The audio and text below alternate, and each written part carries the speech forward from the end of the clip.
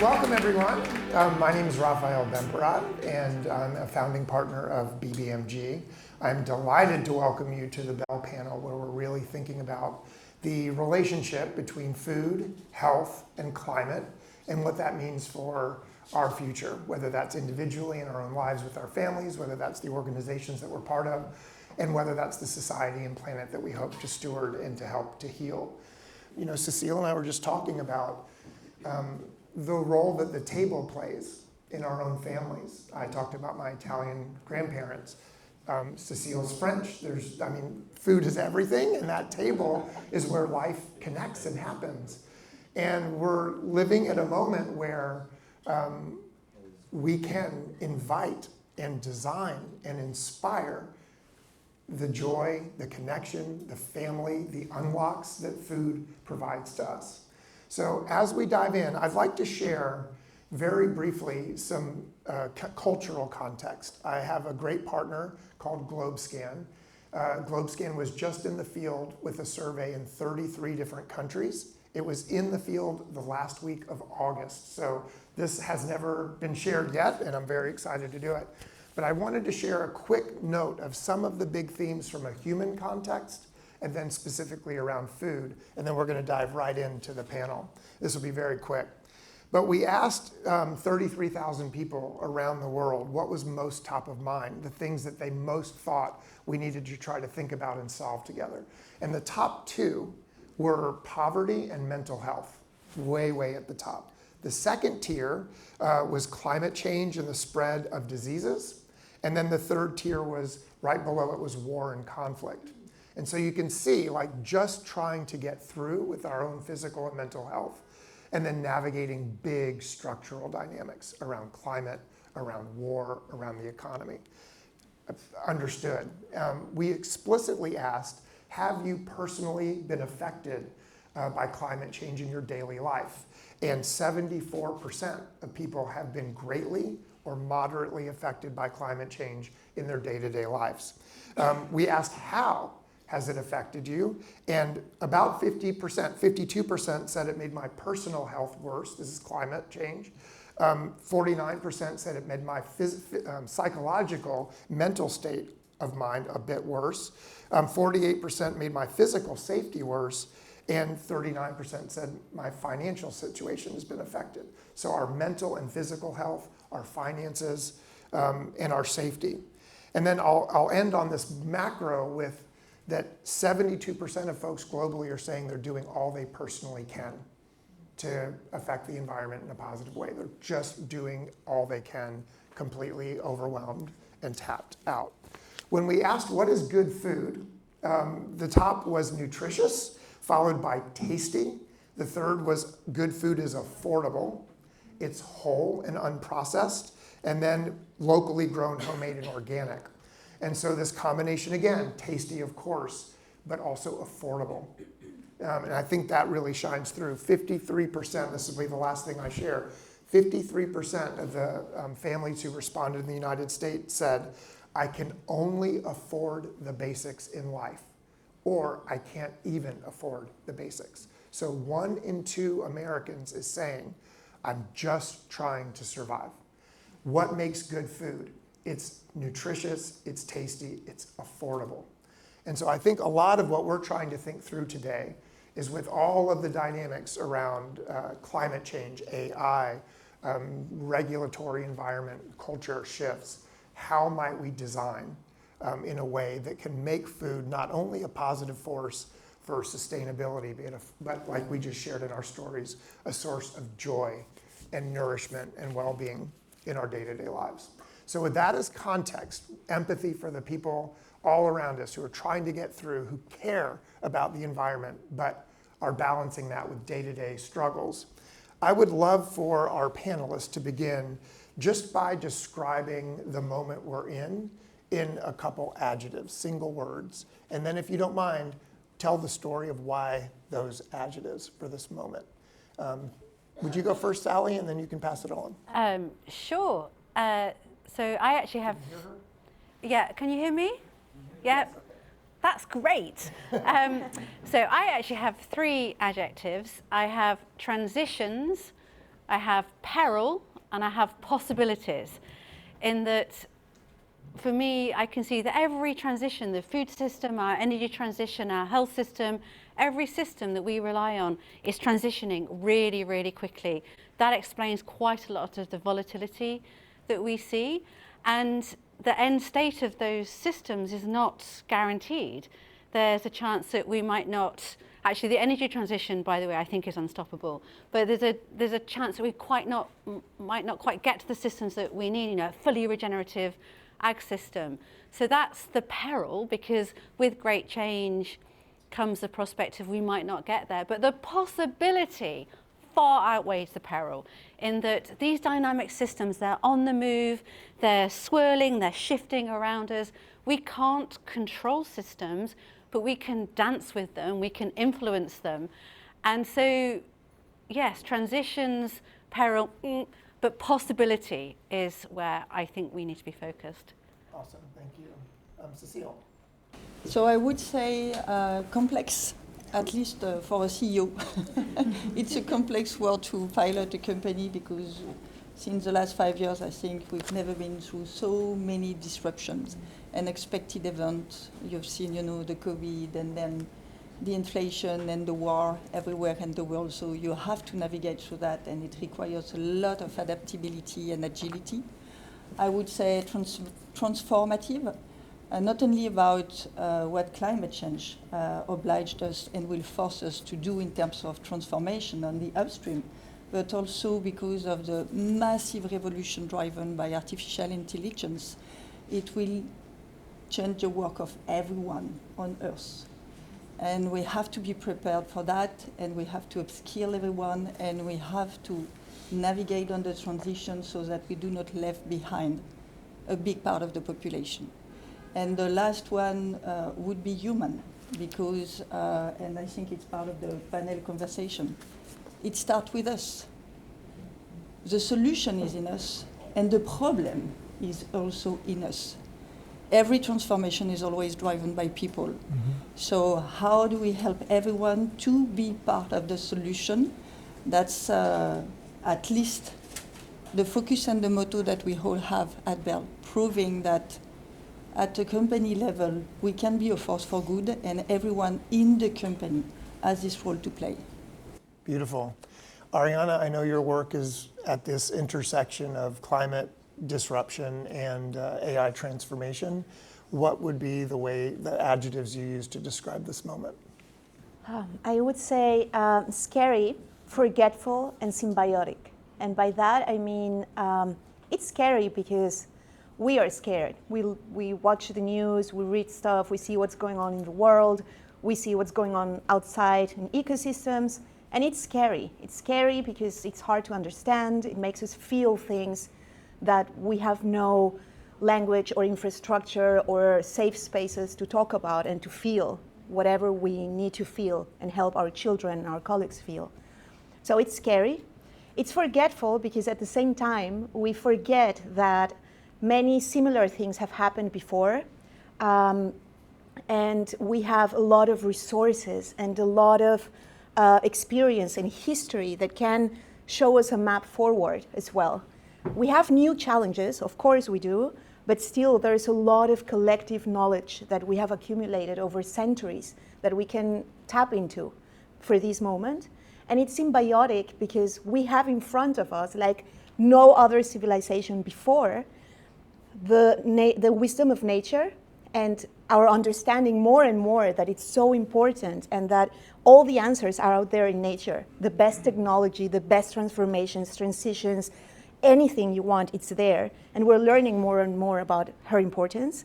And we have AI, which of course it's scary as well, but if we use it well and if we use it ethically, it's an incredible tool for us to together with nature's wisdom and the best of humanity, which is our ability to care, can help us really overcome what's happening and create those possibilities that Sally was talking about.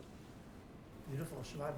So disruptive is definitely the first word that comes to mind. Sitting in Silicon Valley, thinking about the types of technology, In our neighborhood just last weekend, there was a drone show. I mean, this is just like normal in our ecosystem. So it's AI, it's drones, it's self-driving cars. I mean, it's just all disrupting the way in which we experience life. I would also say polarizing. I've just never seen kind of the two extremes really kind of surface in such a significant way. And that's the hard part for, I think, the vast majority of us that sit probably somewhere in the middle. I think about the generational divides too. So this notion of polarization. But I'm going to end on the third descriptor for me is adaptive. When I think about how we made it through the pandemic, and how all of these things coming at us, we find ways to connect and solution. And we are a very adaptive society. And that's where my hope is, that we will adapt to all of this craziness. Beautiful. I was having dinner with a dear friend last night, and from a very long conversation that was trying to take in all that was happening around us, we landed on the obstacle is the way. And I think that's a spirit, I think, of what I'm hearing from each of you. I would love to understand as well, we are together as a community here because we seek a healthy, just, joyful, and regenerative food system. And I'm curious, with those aspirations in mind, how are we doing? And so if you could speak a little bit to the moment in food, and with these aspirations, where are we? What's working? And what might need attention next? Siobhan, would you go first? Sure. I think we find ourselves in a place where we're making good progress. There is momentum, and I'm very proud of good work being done in the space, for instance, of plant-forward eating and just normalizing plant-forward food and how it's experienced by chefs, by consumers. And so I think we're landing ideas like this in a really powerful and thoughtful way, but I think we have a lot more room to go. So I'm encouraged, but again, I think we cannot take our foot off the pedal. Great. Sally, how are we doing?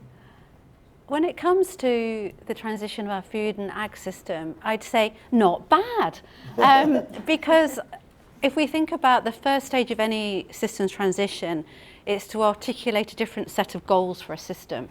And we're very clear that the goal of our food and ag system isn't quite right at the moment. So our agricultural system was really conceptualized after the Second World War with a very specific goal for access to calories for a growing population.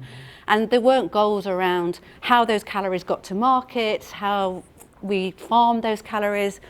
Whereas what we've said with the transition to a regenerative agricultural system, we've said we need to redefine those goals that were set down nearly 100 years ago to goals of equitable access, so to affordable access to nutrition, produced in a way that protects and restores ecosystems, produced in a way that protects and looks after the farmer livelihoods. And so we've articulated that shift in goals. And once you articulate a different set of goals for any system, because this notion of the system is broken isn't true, a system will do what a system is designed to do. So we've said we need different goals for the system, and that is mobilizing big flows of capital into regenerative agricultural practice, lots of innovation, lots of multi-solving. So focusing on soil health is great for nutrient density. It means that the soil then can slowly capture more carbon. And so I think we're at the cusp of amazing possibilities. And from a systems transformation point, there's generally three phases. There's the startup phase. Oh my God, something needs to change. We know that that's true for food and ag. And then we're in their accelerated phase change. That's where I think we are with food and ag. Then you have the stabilization of a new system, working to the new goals of the system. We're not there with food and agriculture. But if I look at what's happening, particularly here in the US in terms of regen ag, it's phenomenal. The last thing to say, one of the reasons why it's phenomenal is we know that regen ag can also deal with our scope 3 carbon emissions. And so regen ag is just a beautiful example of multi-solving. And so, yeah, not bad. Thank you, Sally. Ariana, how are we doing? I also feel there are very good things happening, but because we're scared, some people are maybe not seeking to look at the problem in the face. And what I mean by that is, because of climate change and biodiversity loss, we know that there will be, I mean, it's happening already in many places, and it has been happening for a while already, but it will be more and more the case that we're going to see disruption, big time disruption, and we need to start planning through climate modeling, financial modeling as well, what the agricultural corridors should look like, what should we be planting, and we can learn from the past again what we could have done better in the past, for instance, and because we planted stuff that we shouldn't have planted in some places, and we messed up a little bit here and there, and it's okay, we were learning. It's not that we had bad intention or anything, but we have to learn from that moving forward. And there will be environmental and ecological disruptions that will change the way in which we eat, in which we can access food, and also in terms of what food can we access and can we grow. We see this, for instance, with winemakers in Europe. They're very worried about their grapes not being able to fulfill the whole, evolutionary process they have because of the temperature change. And now they're trying with blends in places like Barolo, which is like impossible to even think about for them.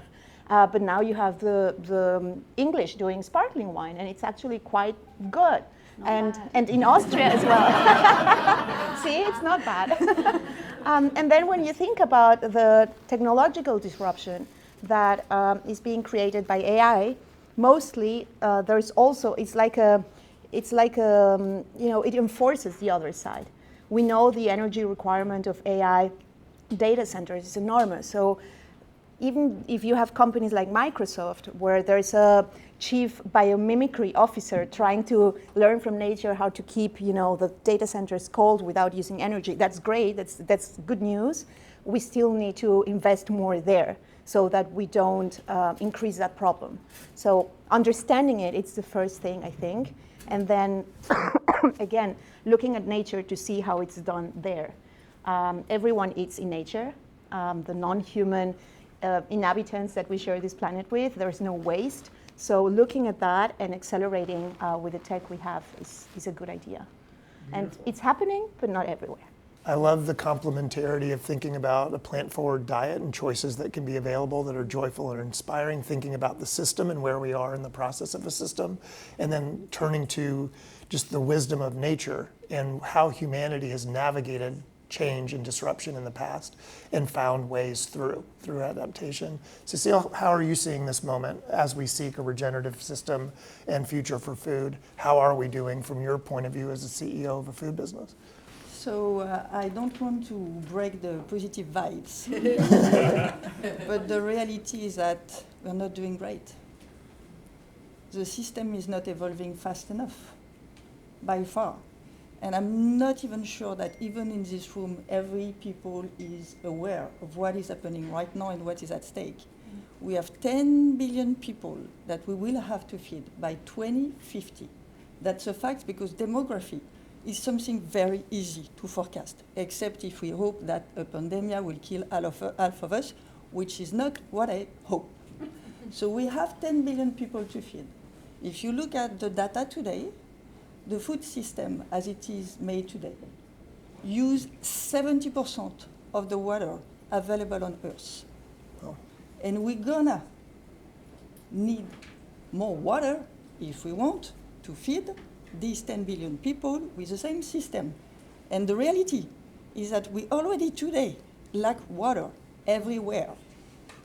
Second, it's 1/3 of the total CO2 emission come from the food system. So we can debate about the 2% of CO2 emission coming from planes. The reality is that 1/3 come from the food system. And there is not enough profit pool today coming from the agriculture to justify the level of investments we should put in the system to transform it fast enough.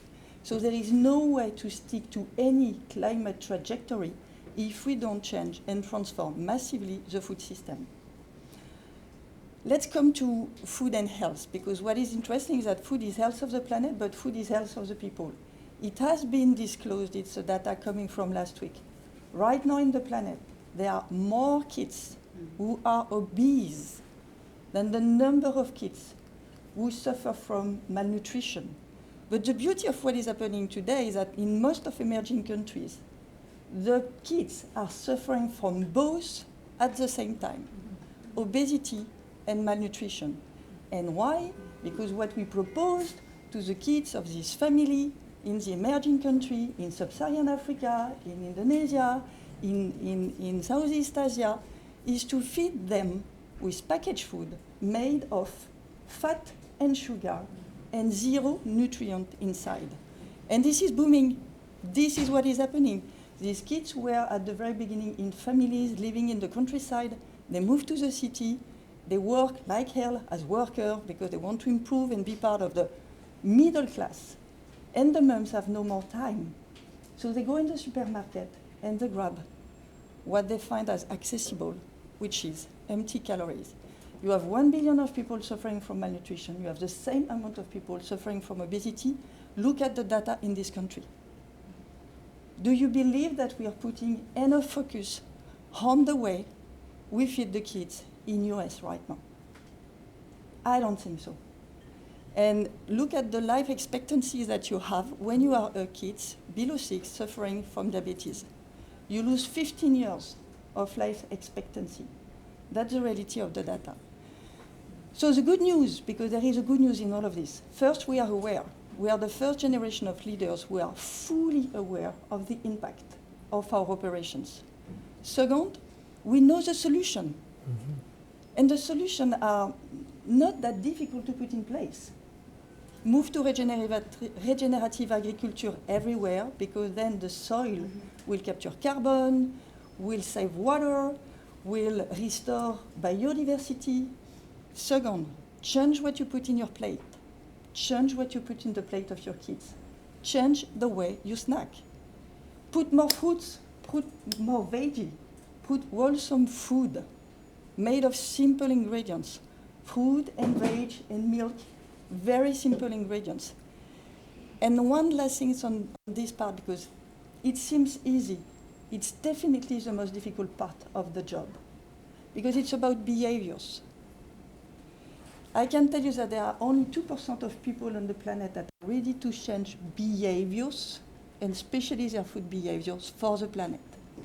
I spent 5 years pushing for plant-based alternative with zero success, because people are not ready to change their behavior for the planet. So where is the solution? Nobody wants to be educated. We know all the fact, fear doesn't drive change. You have to make it sexy. You have to make it easy. You have to make it fun. You have to make it desirable for the kids of the world. So the healthy snacks, if I want to come back to snacking and purposeful snacking, but that's the same for veggie and fruits.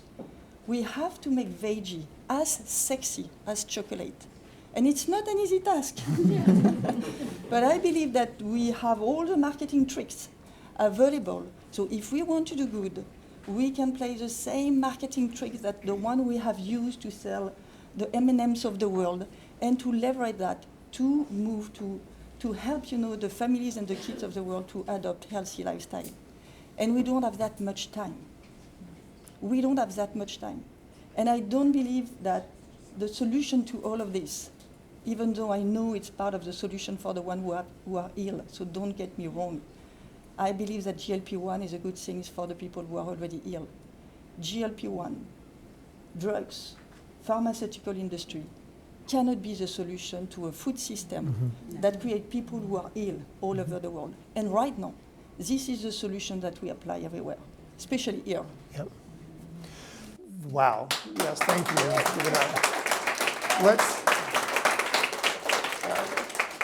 That's extremely clear and very powerful, Cecilia. Let's stay with the topic. And in the context of these challenges that you're describing, great, how do we lead through this challenge? And in particular, if you don't mind starting, and we'll go back, from the Bell perspective, could you connect both the business model work that you're doing to shape the strategy and the culture of the organization at the highest level, and then the vision for purposeful snacking here in North America, and the gap that you've noticed and how you're approaching it. If you'd connect the dots, and then we'll go through how do we lead from here. No, absolutely, it's a great question, because the reason why I'm here today is to advocate for the fact that it's possible to drive a company on two legs equally important, sustainability and profitability. We have to showcase that sustainability is profitable. If you are into this narrative which opposes sustainability and profitability, it's a dead end. The finance will always win. Mm-hmm. So I am a living proof, when I say hi, it's my company, that it's possible to drive investment in the upstream, massive one, so that we accelerate in regenerative agriculture. And the only way to do it, let's make it clear, is to pay more. There is no healthy and sustainable food that is more affordable. It doesn't exist. Farmers of the world are in poverty. We have built a system where we give access to food to the many, like us, based on the poverty of the farmers of the world. So we need to increase investment in the upstream and price for them. We need to provide them fair revenues. We have succeeded to pivot on this one because we have set price that are based on their cost of production and not based on the market price, which is insane. That's the first thing that we need to do. And why I'm telling you that? Because I think when I look at it on the other part of the chain, meaning the consumer, all the middle class is suffering right now everywhere because of the inflation. The reality is that 20 years ago, 30% of the budget of a family was dedicated to food. Right now, it's 14%. Mm. So what we need to change is the value perception of food. If people realize that food is health, for them and for their kids, if they truly realize that food is health of the planet, and that food is well-being of the farmers of the world who feed us, my bet is to say that they are ready to pay more and to put the few pennies on top for that kind of value. If we made that fun, desirable, Babybel is not the cheapest cheese on the market, I can tell you. Babybel is booming right now. Why is it booming? Because it's milk and ferment. Great. Because it's a natural source of protein. Great. That's always been the case. It's good that people realize that, but it has always been the case with cheese. And because it's wax. Because when you provide a Babybel, you provide a piece of art with it, because your kids will love the way they open it, and then it looks like a Pac-Man, and then they're going to do a little sculpture with it. That's exactly the way people use, and because it's easy, it's portable, you put it in your bag, and that's what's working. That's exactly the same with Go-Go Squeeze. And if on top of that, you put all the great brains of marketers to make that sexy as M&M's, you win. So the question is not only about price and how do you lower the price, the question is about create desirability and change the perception of a healthy, veggie or plant-forward diet. Make it sexy. There is one topic that I still want to say about this question of the value. There is people in food insecurity. For these people, what we need is a collective system of support, is solidarity. Mm. By the way, you have that in the US, because you have the SNAP system, which means that for the poorest families, they get a check, which I think should be dedicated to healthy food only, fruit and veg, for instance, to support them. But in some countries, and especially in mine in France, there is zero system to support the family when it comes to food. So it's interesting, because when you look at the health system, it seems obvious that we need to organize solidarity. But the first thing that will have an impact on your health is the way you feed yourself. And there is zero solidarity. And I think we need to create this conversation on one side, how do you protect part of the population who are these families of the world in food insecurity, so that for the rest of us, we put the few pennies on top that we need to put to support the farmers and finance for the transition. And I think it's possible. I think it's always saying we need to put an end. So to come back to your question, yes, my operating model is based on that, this true belief that you can drive both. And that's why, just to close with this question, that's why I do not have anymore within my company any chief finance officer. It doesn't exist at Bell anymore. It's not chief finance officer. It's chief global impact officers. And we have not played on words, because if we play on words, internally people would have think that, okay, they are totally insane, they change the name, but nothing has changed. Why it has driven my massive transformation? Because the way we define performance is on two legs. Finance, financial performance, and sustainability. Who in your company is capable to operationalize, create, stretch, drive any conversation on performance? Your finance team, they are here for that. The moment you ask them to pilot both legs, they will put in place a system with granularity on KPIs, with capacity to forecast, with capacity to change every time, every conversation on CapEx, innovation, on budget, on business plan. And when you drive that this way, it changes the work of everyone within the company, aligning with the same goal. So that's why when you were saying about the operating model, at Bell, sustainability is not an enabler. Sustainability is core of every strategy we do have. And we deliver on both. We gain market share. We drive volume growth much better than the big ones today in the food industry. And we are best in class in sustainability, meaning it's possible. Amen to that.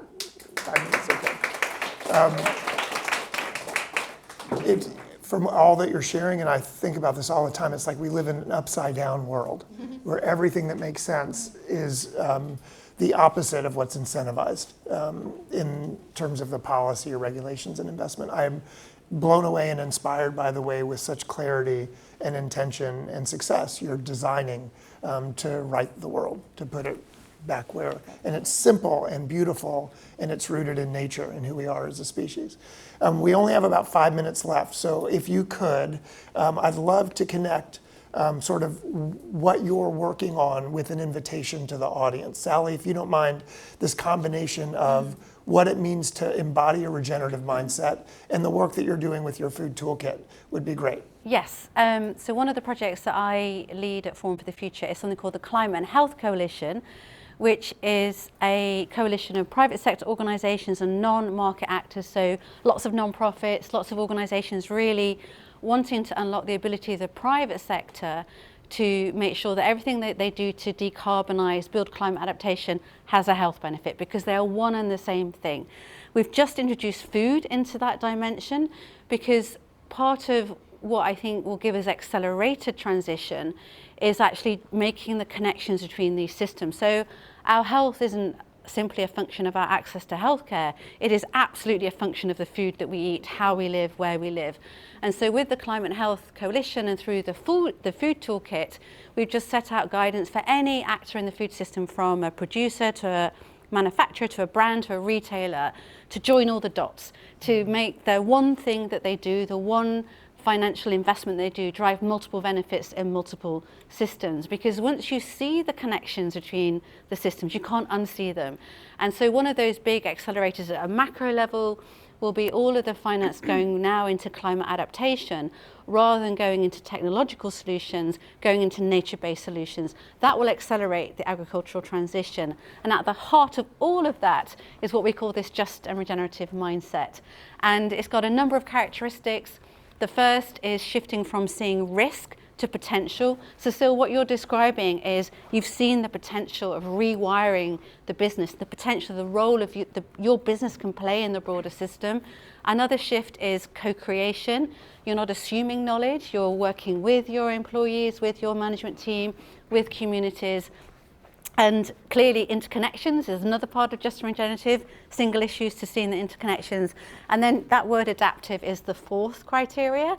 From we've created a roadmap, we need to stick to it, to hell, it's not quite working. So let's just adapt to the world around us.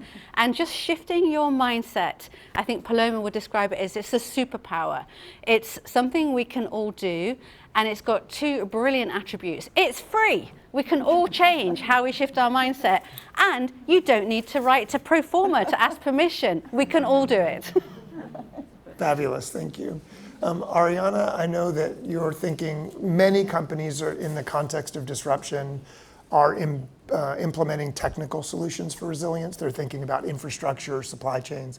You've really focused on the human side of resilience and something called the resilience spiral. What is at the core of that work, and what's your invitation to the community? Well, by noticing that many companies, and this is good news, many companies have been making big efforts to come up with sustainable strategies and invest in sustainability. Again, it's not great, but that has been happening. At the same time, most employees have been also internalizing all of this, and then they go home and they're like, okay, my company is doing all these amazing things, but what about me? What's my role? And they understand the risk more as well. They worried about their children, what we were talking at the beginning. And so the resilience spiral is really a framework that can help us navigate through all these difficult and uncertainty, difficult feelings, uncertainty, fear that we experience because of what's happening. And it can help us understand, first of all, it has 5 elements. So the first one is all about understanding where we are. Sometimes being scared or uncertain makes us not want to look at the data because we're scared. And if you look at the data, that's where you find the power, because then you understand the problem. Like Einstein used to say, if you understand the problem well, that's half of the solution already there. So look at the data, and then you find, doors of possibility. Oh, it's not so bad here, maybe. It's horrible here, but not so bad here, so maybe I can focus there, kind of thing. And then the second element is about opening these spaces to deal with what we're feeling and building collectively this infrastructure and the language needed to talk about these hard things. We never talk about grief. Even if a loved one dies, maybe you get a couple of days off, but how can we grieve a forest, a river, an ecosystem? How can we help our children do that? So it's about these spaces as well. The third one is about community. And this is also where food is super interesting, but it's all about community. The philosopher Byung-Chul Han, Korean philosopher, contemporary, he's amazing. He says in his book about hope that the subject of hope is us. It's not me, it's not you, it's not I, it's us. So this is a thing about community, it's collective. We're not going to heal, we're not going to go through this, we're not going to regenerate anything alone. We're not even individuals, that's an illusion. We are filled with billions of microbes and bacteria. We've never been individuals anyway. And so it's all about community. And the fourth one is about unlearning. Because, of AI and environmental disruption, the world is changing. The world as we know it is changing. And we need to unlearn what is happiness, well-being, health, good food, snacks. Is it really that fat, whatever burger with all artificial ingredients? No, maybe it's something more natural. And just being open to unlearning and to ask ourselves, maybe what we learned from people who loved us and had the best intentions, and institutions and governments and society, is not what we need anymore. So unlearning and understanding how things will change and be disrupted. And the fifth one is symbiotic co-creation, becoming what we need to become to inhabit ourselves and that possible future. And creating with nature and AI and our capacity to care. So it's all about that. And food is actually a conduit. Yeah. Because we all eat or want to eat or need to eat.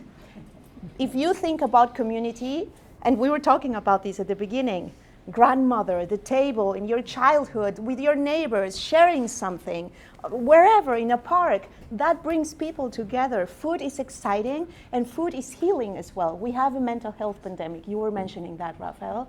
And what we eat is also a big, big thing there, what we feed our children with. We talk about children being anxious, but then we feed them sugar all day. And it's like, what's going on there? Training doctors in how they can also prescribe food, not medication. That's so important. And so we focus on that with the resilience spiral and help companies, governments, and communities navigate through it to find hope, but most of all, resilience and possible futures. Beautiful. We're going to open it up to questions in 1 minute, and I'm curious, Siobhan, as you think about the work that you've done over a long time to create desire and joy and inspiration, the cool factor and the sexy factor, what has been the lessons that you've learned in your invitation to the community about making food this joyful part of life? Yeah, I would say I just love and want to comment on the authenticity that comes from Cecile and from the Bell team as a leader in really living it and understanding it. And I think one of the things that I've talked about with Paloma is this ability to engage the workforce.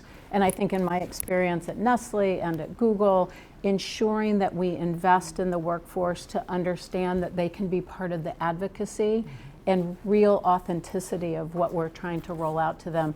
Just really quickly, there's an organization, GAIN, the Global Alliance for Improved Nutrition. They have a Workforce Nutrition Alliance scorecard where companies can assess themselves on how they're doing in different parameters around nutrition. So that runs deep, and it helps inspire a workforce to really step up and lean in. Beautiful. Well, this has been a remarkable conversation. We'd like to turn it over to you now. We have about 5 minutes before we have to wrap. There's another event after us. So anyone have questions in mind that we can share with the panelists? And I will walk the, thank you, Paloma. Here in front and then in the back with Sam. Here front. So thank you for your inspiration, each of you. For Cecile and Siobhan, firstly, my 8-year-old Ava loves Béliot, so we got the consumer experience spot on there. I was raised in India, and vegetables are super accessible. Yes, They're it's fresh. true. I lived in Tanzania, same thing. Singapore, still accessible, despite the cost. What are you observing in the United States, where the healthiest food has the least shelf space and is least accessible? What needs to change? Because at scale, this country can lead. We're both trying to grapple at this together. You want to start? Cecile, I you can. wanna start, please. I think what needs to change is should come and should start with the big actors playing on the food system. Retailers and producers, manufacturers. Because we can't escape from the role we play. You know, it's funny because in US I continuously hear about, yeah, but you know what, people don't want that, and freedom of choice. And I keep on saying it's not true. You have a massive influence. You advertise, you promote, you choose your own assortment. So yes, when the only thing that you put on shelf are, the empty calories, you do not help the system to shift. But there is also an accountability from us is, again, to change the perception of a plant-based diet or to change the perception of veggie and to reconnect people with food, to help them to cook easily, to propose them recipes that are still fast, because at the end of the day we know that we don't have time and it will not change. And we cannot count only on the mother of the world to make the change alone. They need to be supported. So they need to be supported from, I would say, a financial point of view for the one who are in food insecurity. And they need to be supportive for the others who just, have to do a nice dinner that their kids will eat in 30 minutes, because that's the reality of the time they spend. Just a quick shout out, because I think the premise of purposeful snacking is not only an internal compass for your portfolio, but it's also a beacon to retailers and to the industry that working together to create more shelf space, to talk about access to healthier snacks. 40% of the calories that we take in the United States are from snacks. That's massive potential power to be transformational. And so purposeful snacking, which is about nutrition, it is about access, and it is about joy, is not only the vision that you're stewarding, Cecile, but it's also the invitation to the industry. And I think that is a very powerful lever to the question that is, how do we turn the system upside down? Siobhan, what's on your just mind? one addition to that. So beyond industry, which I agree so much with Cecile, and Bell is leading, other companies will look at what they're doing and build on that. But within a food service environment or as a workforce, what we have done within Google has been nudging in providing choice architecture. So the first thing that employees see when they walk into a micro kitchen are bowls of fruits and vegetables. They actually want that. They're glad to have that. And so using small nudges can be very helpful. We deliver every single day across the cafes breakfast salads. So we're nudging fruit and vegetable consumption and making it just part of the norm. Can I just add, that's happening in hospitals as well. So here in New York, Sodexo have been working with the New York hospital, and they've completely switched the menu. So it's more plant-based, it's tastier, it's more nutritious, it's actually a little bit cheaper. But what they didn't do is go, here's your vegan menu. They actually said, this tastes better. And so there's a revolution happening in menu choices in hospitals based upon that nudging behavior. Awesome. In the back, question. Hi, my name is Samuel. Hey, Sam. Thank you so much for today's presentation. And you kind of answered a couple of the questions. So now I'm going to be a bit of a reprobate, and I'm going to ask you to ask this wonderful audience how we can be of help and service based on everything you shared today. So all the inspiration, all the stories you've told, what could we all do to be better, more supportive, and contribute to the journeys that you're describing? So tell us what to do. Advocate and change what you put in your plate every day. It starts by you. It starts by each of us. Food, I always say that it's difficult for individuals to have an impact on energy transition. You do not necessarily decide if the energy, your electricity coming home come from nuclear power or from, a non-sustainable energy sources. But you do have the power of choosing what you put in your plate every day. And you do have the power to advocate to all the people you meet every day. Yes. And it's not big shift, it has to be a 5-degree shift every day. We start every year in Jan with big dream, and we stop them after 3 weeks. Yeah. So it has to be, the small step, and that's where I believe that AI could help. Because I think that tomorrow you will have your shopper assistant that will start with your preference and will help you every day to make the small shift so that you adopt a more healthy and sustainable diet every day. Could I answer that question as well? Because we are in an era where there is a deficit of hope at the moment. And one of the drivers for that deficit, I think, is a sense of, you were talking about this overwhelm. It's all too complicated. And if there's one thing we can all do is really underscore the message that every action we take will make a difference. So there's a sort of meme which is like, it's too complicated, it's too hard, what I will do won't make a difference. To your point, it really will make a difference because we live in a world of interconnected systems. We are part of a system around us. So when people say there's nothing we can do, say, absolutely there is. Every dollar you spend, every type of food you put on your plate, every decision you make makes a difference. Also be marketeers if you can. There are billions of marketing money going to the nasty snacks and food that's causing so much damage. So if we can all be marketeers, if you have a company, a startup, whatever, if you have budget to invest in marketing, maybe plant fruit trees outside of schools, support vegetable gardens. We need somatic experiences to deal with all the emotions we have here. And that also includes putting our hands in the earth, teaching children to have fun there, to grab a tomato from the earth or a strawberry and eat it and prepare food together. That solves a little bit the community issue and the loneliness issue we have. Let's bring grandmothers and grandfathers to cook with them, and the community and animals and dogs, whoever. But spend money there and also support spaces, open spaces in nature where we can have contact with food like we used to many, many years ago. We need to renovate that, and we can all sponsor that and be marketeers for that as well. As a dietitian, eat well, sleep well, exercise, and have purpose. And we are gifting you purposeful snacking as the context. Own it and be an advocate for it. Thank you. Good. So, first of all, can we give a round of applause and appreciation to this incredible panel?